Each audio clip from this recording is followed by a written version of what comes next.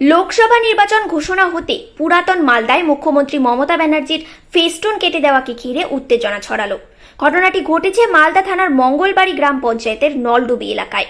স্থানীয় তৃণমূল নেতৃত্বের অভিযোগ, বিজেপি আশ্রিত দুষ্কৃতীরা এই অপকর্ম করেছে। যদিও পাল্টা বিজেপি নেতৃত্বের অভিযোগ, এই ঘটনার পিছনে তৃণমূলের একাংশ যুক্ত রয়েছে।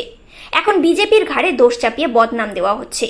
পুরো বিষয়টি নিয়ে মঙ্গলবাড়ি তৃণমূলের অঞ্চল কমিটির নেতা রিপন বর্মন পুরাতন মালদা থানায় নির্দিষ্ট কয়েকটি নাম দিয়ে লিখিত অভিযোগ জানিয়েছেন। যাদের নাম পুলিশের কাছে অভিযোগে দেওয়া হয়েছে তারা প্রত্যেকেই বিজেপি কর্মী। পুলিশ ও স্থানীয় সূত্রে জানা গিয়েছে, নলডুবি এলাকার 34 নম্বর জাতীয় সড়কের পাশেই মুখ্যমন্ত্রী মমতা ব্যানার্জির পথশ্রী প্রকল্পের বিশাল একটি ফেস্টুন রয়েছে। সোমবার স্থানীয় তৃণমূলের কর্মীরা ওই ফেস্টুনের অর্ধেক অংশই কাটা অবস্থায় দেখতে পান। এরপরই রাজনৈতিক শোরগোল শুরু হয়। পরে বিষয়টি নিয়ে পুলিশে অভিযোগ জানানো হয়। পুরাতন মালদা মহিলা তৃণমূল নেত্রী মৃণালিনী মণ্ডল মাইতি জানিয়েছেন, এই ঘটনার পিছনে বিজেপি আশ্রিত দুষ্কৃতীরা জড়িত রয়েছে। লোকসভা নির্বাচনের প্রাক্কালে এলাকায় সন্ত্রাসের বাতাবরণ তৈরি করার সৃষ্টি করছে বিরোধী দল বিজেপি। পুরো বিষয়টি পুলিশকে জানানো হয়েছে। মঙ্গলবাড়ি গ্রাম পঞ্চায়েতের বিজেপি দলের সদস্য শিবু কর্মকার জানিয়েছেন, যে অভিযোগ তৃণমূল করছে তা সম্পূর্ণ মিথ্যা।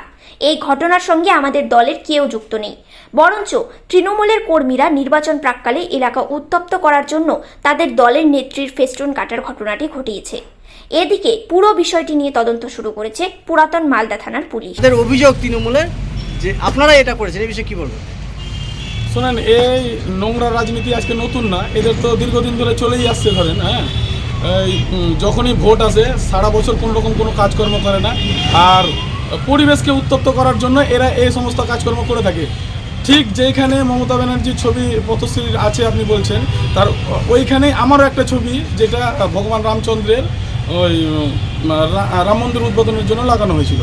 ঠিক একই জায়গাতে দেখছি আমার ছবিটা ওইখানে পুরোটাকে ছিঁড়ে ফেলে দিয়ে ওইখানে। তার মানে ওরা করছে কি, যাতে পরিবেশটাকে একটা অন্যরকম সৃষ্টি করা যায়, সেই জন্য দুটো ছবিকে ছিঁড়ে দিয়ে একদম ঝামেলা লাগানোর চেষ্টা করছে। আর আমরা এই নোংরা রাজনীতিতে বিশ্বাস করি না। আমরা মানুষের কাজে বিশ্বাস করি, কাজ করছি। আপনাদের কেন দোষারোপ করছে? এখন রাজনীতি করার ইচ্ছা আছে, আর কি বলবো? তো অভিযোগ তো যে কেউ যে কারো বিরুদ্ধেই করতে পারে, কিন্তু যদি আমার যে রাম মন্দিরের যে ছবিটা ছিঁড়েছে, আমিও তো আজকে বলতে পারি যে ওইখানকার রিপন বর্মন যে মেম্বার, তার বাড়ির সামনে একদম, তো আমি বলতে পারি যে তিনি ছিঁড়েছেন। কিন্তু আমি তো বলবো না যতক্ষণ না আমি কিছু দেখেছি।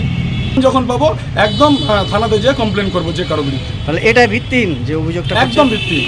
আমরা এইসব নোংরা রাজনীতিতে বিশ্বাসী না। কি নাম আপনার? আমার নাম শিবু কর্মকার, নলডুবি গ্রাম পঞ্চায়েত মেম্বার। কোন দলের? বিজেপি। গতকালকে রাত্রিরে আমাদের বিপক্ষ টিম, আপনারা জানেন, বিপক্ষ বলতে কাদেরকে বলছেন? বিজেপি দুষ্কৃতীরা এবং তাদের কিছু মানে দালাল টিম আছে তাদের সঙ্গে, যারা যোগদান দেন ওনাদেরকে। গতকালকে মমতা বন্দ্যোপাধ্যায়ের পোস্টারকে ওনারা ছিঁড়েছেন এবং পুড়িয়েছেন। আমি ওনাদেরকে ধিক্কার জানাই।